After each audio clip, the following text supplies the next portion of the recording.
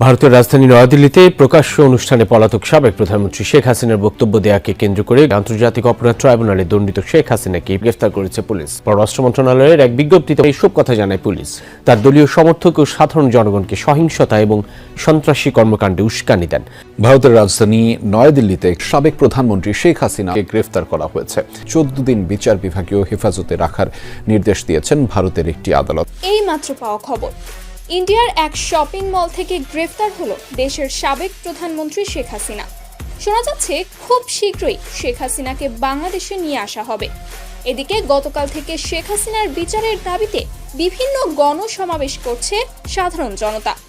দেশের নতুন সরকারের কাছে তাদের দাবি, শেখ হাসিনাকে অতি বিলম্বে দেশে ফিরিয়ে আনা হোক এবং সকল গুম হত্যার বিচার করা হোক। জটিল রাজনৈতিক সমীকরণ আর তীব্র কূটনৈতিক উত্তেজনার মাঝে এবার নতুন মোড় নিয়েছে ঢাকা দিল্লি সম্পর্ক। বাংলাদেশের সাবেক প্রধানমন্ত্রী শেখ হাসিনার একটি ভার্চুয়াল অনুষ্ঠানে অংশগ্রহণ ঘিরে তৈরি হওয়া জল্পনা কল্পনার অবসান ঘটিয়ে এবার নিজেদের অবস্থান স্পষ্ট করেছে নয়াদিল্লি। আসসালামু আলাইকুম প্রিয় দর্শক, ভিডিও শুরুতে কিছু ভিডিও অংশবিশেষ দেখেছেন, দেখে বুঝতে পেরেছেন আজকের এই ভিডিওটা কতটা গুরুত্বপূর্ণ হতে যাচ্ছে। দর্শক, ভিডিওটি না টেনে সম্পূর্ণ দেখবেন, আর আমাদের চ্যানেল নতুন হয়ে দেখলে চ্যানেলটি সাবস্ক্রাইব করে আমাদের সাথে থাকবেন। দর্শক, চলুন ভিডিওগুলো দেখে আসি। পতনের আগের রাতে গোয়েন্দা সংস্থাগুলো এবং বিভিন্ন মাধ্যম থেকে ফ্যাসিস্ট হাসিনার কাছে খবর পাঠানো হচ্ছিল 5ই আগস্ট লাখ লাখ মানুষ ঢাকার রাজপথে নেমে আসবে, পরিস্থিতি নিয়ন্ত্রণের সামর্থ্য আইন শৃঙ্খলা রক্ষাকারী বাহিনীর থাকবে না। পুলিশ সহ বিভিন্ন বাহিনীর ঊর্ধ্বতন কর্মকর্তারাও পরিস্থিতি ও পরিণামের ভয়াবহতার কথা জানিয়েছিলেন, কিন্তু হাসিনা ক্ষমতা ধরে রাখতে ছিলেন বেপরোয়া। তিনি আরও রক্তপাত ঘটিয়ে এমনকি 1 লাখ লাশ ফেলে হলেও পরিস্থিতি নিয়ন্ত্রণ আনতে বাহিনীগুলোকে চাপ দেন। 4 আগস্ট অনেক রাত পর্যন্ত তিনি আন্দোলন দমনে সেনাবাহিনী সহ রাষ্ট্রীয় বাহিনীগুলোকে ব্যবহারের চেষ্টা চালিয়ে যান। আন্তর্জাতিক অপরাধ ট্রাইব্যুনালের সাবেক আইজিপি আব্দুল্লাহ আল মামুনের দেয়া জবানবন্দি অনুযায়ী 4 আগস্ট রাতের বৈঠকে কিভাবে পরদিন অর্থাৎ 5ই আগস্ট আন্দোলন ও গণজমায়েত দমন করা যায় তা নিয়ে কথা হয়। তিনি জবানবন্দিতে বলেন, গণভবনে বৈঠক শেষে আমরা সেনাবাহিনীর অপারেশন কন্ট্রোল রুমে চলে যাই। 3 বাহিনী প্রধান লেফটেন্যান্ট জেনারেল মুজিব, র্যাবের ডিজি, গোয়েন্দা সংস্থা, ডিএমপি কমিশনার হাবিবুর রহমান ও আমি নিজে ছিলাম। সেখানে ফোর্স মোতায়েন নিয়ে কথা হয়। রাত প্রায় 12:30টায় এই বৈঠক শেষ হয়। বৈঠকে ঢাকা শহর এবং ঢাকার বিভিন্ন প্রবেশ মুখে কঠোর অবস্থান নেয়ার সিদ্ধান্ত হয়। বৈঠকে হাসিনাকে সেনাবাহিনীর উচ্চ পর্যায়ের একজন কর্মকর্তা বলেছিলেন, এসব আলোচনা কাজে লাগবে না, সময় ফুরিয়ে গেছে। এ মন্তব্যে হাসিনা ক্ষেপে যান। গণভবনে 5ই আগস্ট সকালেও বৈঠক হয়েছে বলে ট্রাইব্যুনালের শুনানিতে উল্লেখ করেছেন সাবেক চিফ প্রসিকিউটর তাজুল ইসলাম। তিনি বলেন, সকালের বৈঠকে তৎকালীন আইজিপি চৌধুরী আব্দুল্লাহ আল মামুনকে দেখিয়ে হাসিনা বলেছিলেন, ওরা ভালো কাজ করছে, সেনাবাহিনী পারবে না কেন? তখন চৌধুরী আব্দুল্লাহ আল মামুন বলেন, পরিস্থিতি যে পর্যায়ে গেছে তাতে পুলিশের পক্ষেও আর বেশি সময় এমন কঠোর অবস্থান ধরে রাখা সম্ভব না। অস্ত্র, গোলাবারুদ আর অবশিষ্ট নেই, ফোর্স টায়ার্ড হয়ে গেছে।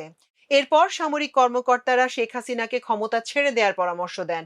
5ই আগস্ট সকালে সামরিক কর্মকর্তারা হাসিনাকে গণভবনের অন্য একটি কক্ষে নিয়ে যান বলে শুনানিতে উল্লেখ করেন তাজুল ইসলাম। তিনি বলেন, ওই কক্ষে হাসিনার কাছে সামগ্রিক পরিস্থিতি ব্যাখ্যা করা হয় এবং তাকে পদত্যাগ করতে আবার অনুরোধ করেন সামরিক কর্মকর্তারা। তারা বলেন, সময় দ্রুত ফুরিয়ে যাচ্ছে। বৈষম্য বিরোধী ছাত্রদের ডাকে লং মার্চ টু ঢাকা কর্মসূচির কারণে গণভবন অভিমুখে ঢাকার চারপাশ থেকে মিছিল আসছে। এক পর্যায়ে হাসিনাকে তার ছোট বোন শেখ রেহানা বোঝানোর চেষ্টা করেন, কিন্তু হাসিনা রাজি হচ্ছিলেন না। পরে হাসিনার ছেলে সজীব ওয়াজেদ জয়ের সঙ্গে ফোনে কথা বলেন শীর্ষ সামরিক কর্মকর্তারা। জয়কে বলেন, প্রাণে বাঁচাতে হলে তার মায়ের পদত্যাগ করা ছাড়া উপায় নেই, সময় গুরুত্বপূর্ণ, আর এখনই এ বিষয়ে সিদ্ধান্ত নিতে হবে। পরিস্থিতি বুঝতে পেরে মায়ের সঙ্গে কথা বলেন জয় এবং তার কথায় ক্ষমতা ছাড়ার সিদ্ধান্ত নেন হাসিনা। সময় সংকটের কারণে হাসিনাকে প্রয়োজনীয় জিনিস গোছানোর জন্য 45 মিনিট সময় দেয়া হয়, কারণ গণভবন অভিমুখে লাখ লাখ ছাত্র জনতার মিছিল আসছিল। গণ অভ্যুত্থানের একদিন আগে 3রা আগস্ট ঢাকা সেনানিবাসের আর্মি মাল্টিপারপাস কমপ্লেক্সে সেনাপ্রধান জেনারেল ওয়াকারুজ্জামানের সভাপতিত্বে অনুষ্ঠিত মত বিনিময় সভাটি দেশের ইতিহাস ও জুলাই আগস্টের গণ অভ্যুত্থানের গতিপথে একটি অত্যন্ত নির্ণায়ক মুহূর্ত ছিল। বৈঠকে মূলত সেনাবাহিনীর মেজর থেকে শুরু করে লেফটেন্যান্ট কর্নেল পদমর্যাদার জুনিয়র ও মধ্যম সারির কর্মকর্তা এবং ইউনিট কমান্ডাররা সোচ্চার ভূমিকা নেন। সাধারণত সেনাপ্রধানের বক্তব্যের পর প্রশ্নোত্তরের সুযোগ থাকে। সেনাপ্রধান জেনারেল ওয়াকারুজ্জামান তার বক্তব্যে কারফিউ জারির পর আগের কয়েকদিনে মাঠ পর্যায়ে সেনাবাহিনীর ভূমিকা তুলে ধরে জুনিয়র কর্মকর্তাদের বক্তব্য শুনতে চান। ওই বৈঠকে জুনিয়র কর্মকর্তারা বৈষম্য বিরোধী ছাত্র আন্দোলনের উপর সরকারের দমনপীড়ন এবং জনগণের উপর গুলি চালানোর বিষয়ে চরম অসন্তোষ ও ক্ষোভ প্রকাশ করেন। বৈঠকে একাধিক কর্মকর্তা সেনাপ্রধানকে সরাসরি প্রশ্ন করেন, সামরিক বাহিনীকে কেন জনগণ ও আন্দোলনকারী শিক্ষার্থীদের মুখোমুখি দাঁড় করানো হচ্ছে। তারা স্পষ্টভাবে বার্তা দেন যে জনগণের উপর ক্ষমতাসীন বা কোনো রাজনৈতিক দলের পক্ষে কোনো অবস্থাতেই সেনা সদস্যরা গুলি চালাতে পারেন না এবং সাধারণ মানুষের উপর বল প্রয়োগের জন্য সেনাবাহিনীকে ব্যবহার করা যাবে না।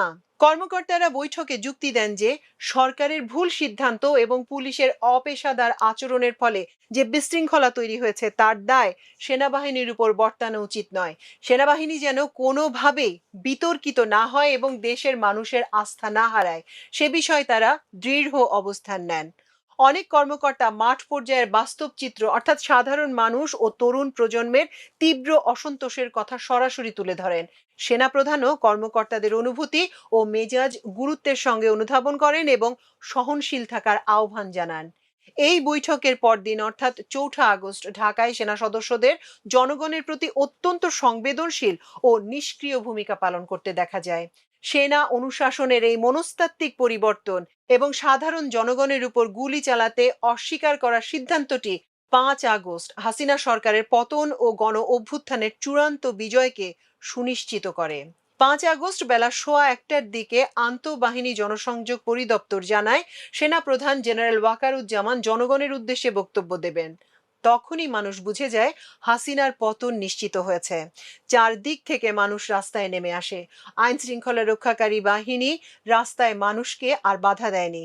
বেলা ২:৩০টায় হাসিনার দেশ ছাড়ার খবরের পর লাখো মানুষের মিছিল স্লোগানে মুখর হয়ে ওঠে ঢাকা সহ সারা দেশ। সেনা সদরে ফ্যাসিবাদ বিরোধী রাজনৈতিক দলগুলোর সঙ্গে বৈঠক করেন সেনাপ্রধান। বিকাল ৪টার দিকে সেনাপ্রধান জেনারেল ওয়াকারুজ্জামান জনগণের উদ্দেশ্যে বলেন, প্রধানমন্ত্রী শেখ হাসিনা পদত্যাগ করেছেন। আমরা অন্তর্বর্তীকালীন সরকার গঠন করে কাজ পরিচালনা করব। ধৈর্য ধরেন, সময় দিন। সংঘাতে দেশের ক্ষতি হচ্ছে জানিয়ে তিনি সবাইকে শান্তি শৃঙ্খলার পথে ফিরে আসার আহ্বান জানান। ৫ আগস্ট সকালে ক্ষমতা ছাড়তে বাধ্য হওয়ার বিষয়টি নিশ্চিত হওয়ার আগে পরে দিল্লির সঙ্গে দফায় দফায় যোগাযোগ করেন ফ্যাসিস্ট হাসিনা। প্রথমে ঢাকায় সেনা পাঠিয়ে তাকে রক্ষার আবদার করেন। ঢাকা অ্যাটাক করার আবদার শুনে দিল্লি রীতিমতো ভিমরি খায় বলে জানা যায়। তারা পরিস্থিতি পর্যবেক্ষণের কথা জানায়। সাড়া না পেয়ে হাসিনা তাকে উদ্ধার করে নিয়ে যাওয়ার জন্য বিমান পাঠানোর অনুরোধ করেন বারবার। আন্তর্জাতিক আইনে সেটা সম্ভব নয় বলে জানানো হয় দিল্লি থেকে। তবে সীমান্ত পার হতে পারলে যাবতীয় নিরাপত্তা ও আশ্রয়ের আশ্বাস মিলে। হাসিনার পদত্যাগ নিয়ে ২৪ ৫ আগস্ট বিভ্রান্তি সৃষ্টি হয়েছিল। পদত্যাগপত্র তৈরি ও স্বাক্ষর করে বঙ্গভবনে যাওয়ার জন্য হেলিকপ্টার প্রস্তুত করতে বলেছিলেন। সেভাবে প্রস্তুতিও চলছিল, কিন্তু ঢাকায় প্রবেশের মুখগুলো থেকে লাখ লাখ মানুষ দ্রুত অগ্রসর হওয়ায় সে ঝুঁকি নিতে চায়নি নিরাপত্তা বাহিনীগুলি। ফলে শেষ পর্যন্ত বঙ্গভবনে যাওয়া হয়নি তার। হাসিনা ও রেহানা কড়া নিরাপত্তা প্রহরায় গাড়িতে করে গণভবন থেকে নিকটস্থ বাণিজ্য মেলা মাঠে যান। সেখান থেকে হেলিকপ্টারে চড়ে বেশ কিছু সময় অপেক্ষা করেন কিছু গুরুত্বপূর্ণ লাগেজ ও একাধিক ব্যক্তির জন্য। একসময় হেলিকপ্টারে উড়ে কুর্মিটলায় বিমান বাহিনীর এয়ারবেসে যান। সেখান থেকে বিমান বাহিনীর একটি পরিবহন বিমানে তারা ভারতে যান। নয়াদিল্লির কাছে গাজিয়াবাদে ভারতীয় সেনাবাহিনীর হিন্দন বিমান ঘাঁটিতে পৌঁছান। ৫ই আগস্ট দেশটির স্থানীয় সময় বিকেল ৫টা ৩৬ বিমানটি অবতরণ করে। সেখানে ভারতের জাতীয় নিরাপত্তা উপদেষ্টা অজিত দোভাল ফ্যাসিস্ট হাসিনাকে অভ্যর্থনা জানান বলে সেদেশের গণমাধ্যমে খবর বের হয়। জুলাই বিপ্লব দেশের রাজনৈতিক ইতিহাসে শুধু একটি তাৎক্ষণিক গড়ে ওঠা আন্দোলনের ফল নয়, বরং এটি ছিল দীর্ঘকাল ধরে সমাজে জমে ওঠা বঞ্চনা, বৈষম্য ও স্বৈরাচারী শাসনের বিরুদ্ধে বিশাল গণবিস্ফোরণ। এ সময় দেশের উত্তর থেকে দক্ষিণ, নগর থেকে গ্রাম পর্যন্ত হাজার হাজার তরুণ তরুণী, ছাত্রছাত্রী, শিক্ষক, বুদ্ধিজীবী, শ্রমিক, পেশাজীবী এবং সাধারণ মানুষ প্রতিবাদের রাস্তায় নেমে এসেছিলেন। তাদের কণ্ঠে প্রতিধ্বনিত হয়েছিল প্রতিবাদের স্লোগান, চোখে মুখে ছিল নিপীড়নের বিরুদ্ধে প্রত্যয়, আর হৃদয়ে বহমান ছিল একটি ন্যায়ভিত্তিক সমাজের স্বপ্ন, একটি বৈষম্যহীন, গণতান্ত্রিক ও মানবিক রাষ্ট্রের আকাঙ্ক্ষা। 2 বছরের মাথায় সে আকাঙ্ক্ষা কতখানি পূরণ হয়েছে বা অগ্রগতি হয়েছে তা নিয়ে বিতর্ক হতে পারে। তবে জুলাই বিপ্লবের বড় অর্জনগুলোর মধ্যে রয়েছে ভারতীয় আধিপত্যবাদের নাগপাশ থেকে মুক্তি। এখন প্রতিবেশী আগ্রাসী শক্তির চোখে চোখ রেখে সমমর্যাদার সম্পর্কের কথা বলা যাচ্ছে। গত ফেব্রুয়ারিতে মানুষ স্বাধীনভাবে ব্যালটে সিল দিয়ে নিজের প্রতিনিধি নির্বাচন করতে পেরেছে। দেশে গণতান্ত্রিক নির্বাচিত সরকার দায়িত্ব পালন করছে। কাঙ্ক্ষিত সংস্কারের ক্ষেত্রে অগ্রগতি খুবই নগণ্য হলেও জনগণের আবেগ অনুভূতিকে আগের মতো তুচ্ছ তাচ্ছিল্য করা যাচ্ছে না। মন খুলে সরকার প্রধানের সমালোচনা করা যাচ্ছে। দেশ এখন আর পুলিশি রাষ্ট্র হিসেবে তকমা পাচ্ছে না। গোয়েন্দা সংস্থাগুলোর খবরদারি নেই আগের মতো। সংবাদ মাধ্যম বহুলাংশে স্বাধীন। গুম, খুন, ক্রসফায়ার বিদায় নিয়েছে।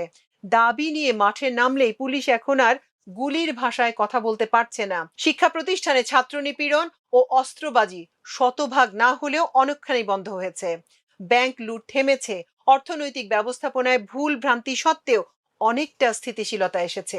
কিছু ক্ষেত্রে হতাশাজনক চিত্রের মধ্যেও এসব প্রাপ্তি উপেক্ষা করার মতো নয়।